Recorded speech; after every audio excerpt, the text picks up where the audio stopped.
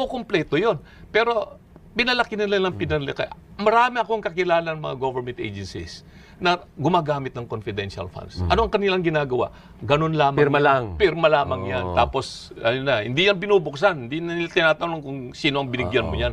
So, ang Confidential depensa fund yan. mo is parang tinarget siya. Tinarget talaga Oo, siya. pi- Dahil pinasama sa masa, pinasama sa publiko na, may pera pala siyang tinanggap, bakit hindi niya ma-account? Sino bang gumastos niya? Paano niya ginastos? Pero talaga namang may perang Talagang nakalaan sa meron kanya, silang natanggap kasi 150 million. Inaamin naman nila, binigay sa kanila yon at ginastos nila, yung paliwanag nila. Pero ito, nagtataka ako.